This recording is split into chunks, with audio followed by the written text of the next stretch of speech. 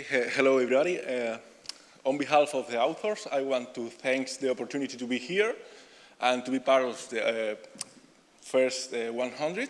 And now we are going to dive into the Actun underwater cave system from Mexico. Actun is the longest underwater cave system. For us, a system is a cave with several entrances. You know, and Actun is more than 85 entrances that we call cenotes.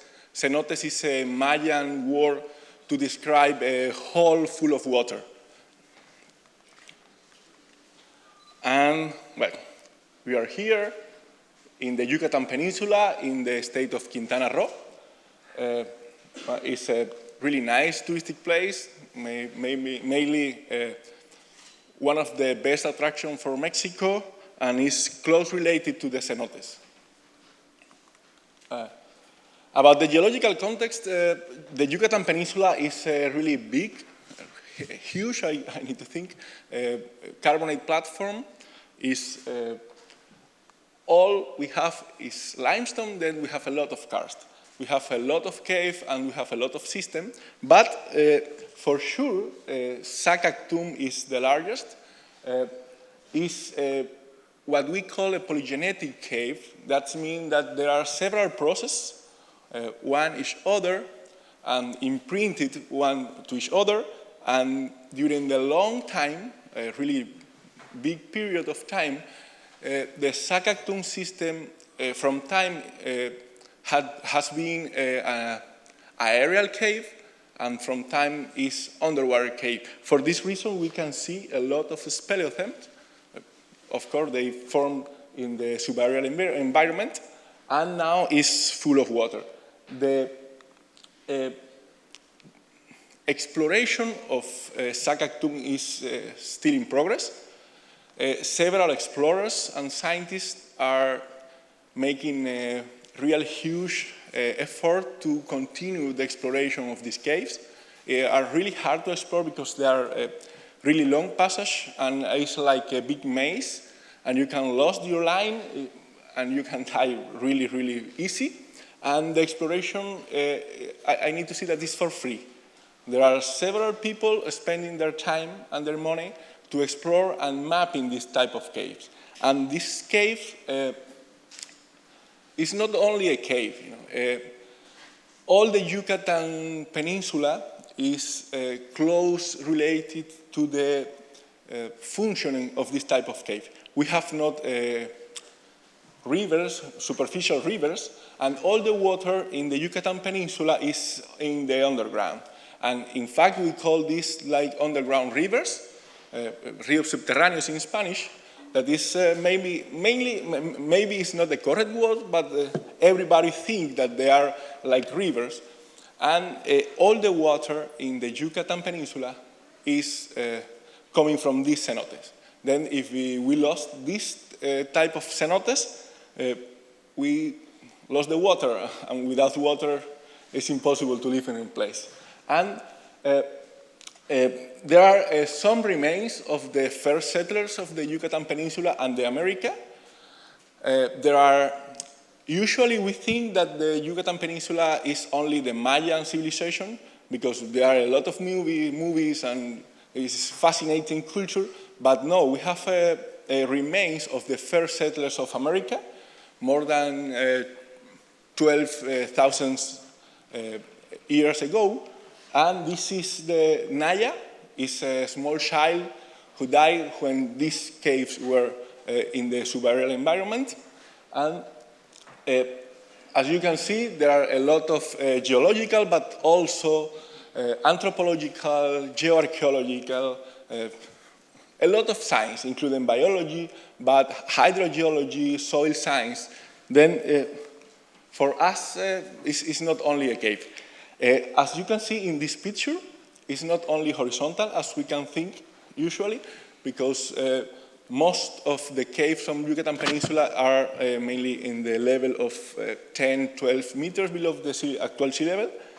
But there are some shafts about more than 70 meters, really hard to explore, but in this shaft, there are a lot of remains of Pleistocene fauna and Pleistocene early people from the Yucatan. Well, why? It's because all the Yucatan Peninsula depend of the water from the cenotes. All our water is in these caves, and of course, this is really important for biology. There are more than 27 species endemic from this cave, and this cave now is more than 3,000 and some kilometers, but is very close to connect with another system that is more than 200. Then I hope in the next month, maybe 2 or 3 years, it will be even bigger, maybe like 500 kilometers. And that's all. It's a big cave, but short talk.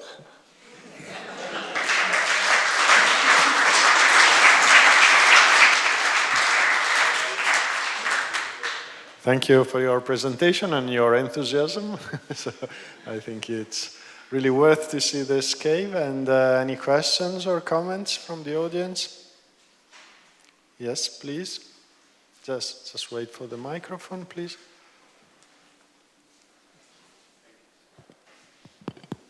Well, thank you. I am included in the authors, but I am not an author.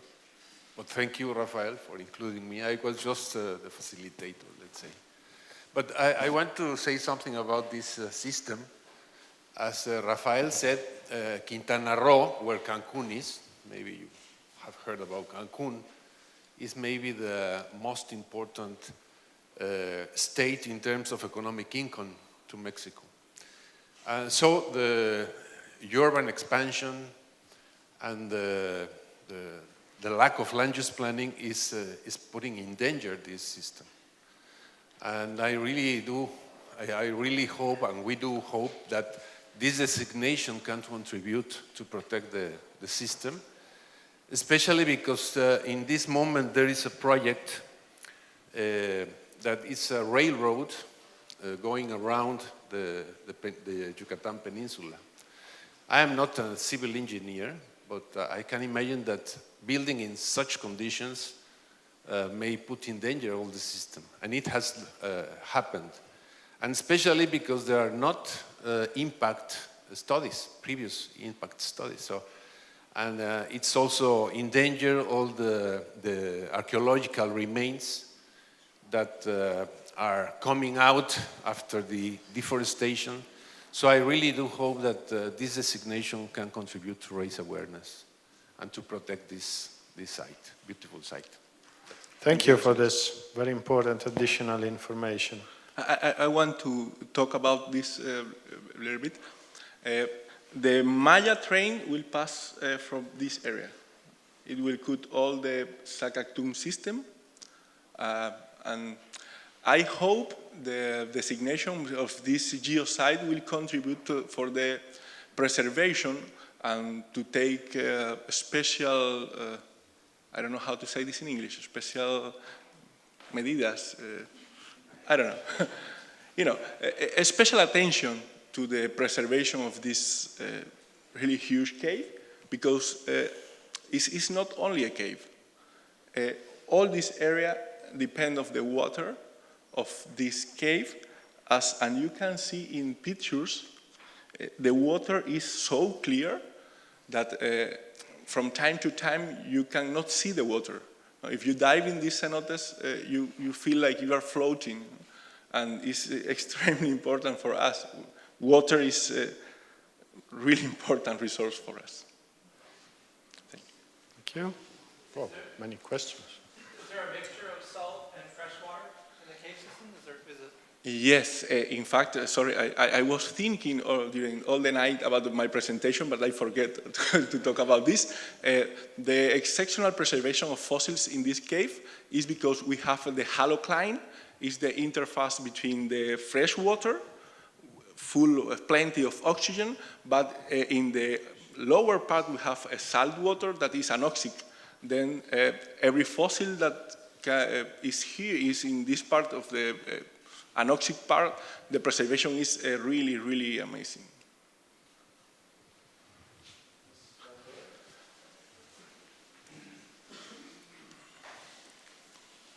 Yeah, thank you so much. I am Ricardo Barragan. I am the director of the Institute of Geology at the National University of Mexico.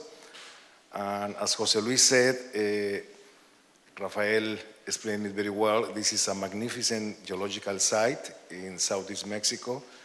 And now it's time to think about the preservation because of this magnificent railroad that the government is building on top of this geosite, now formerly geosite.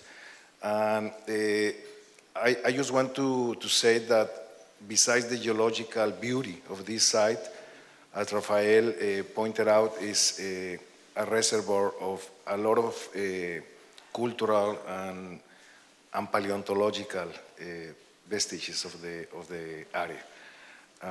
And I hope that this definition of geosite in Mexico is going to call the attention of the local governments to preserve this magnificent site.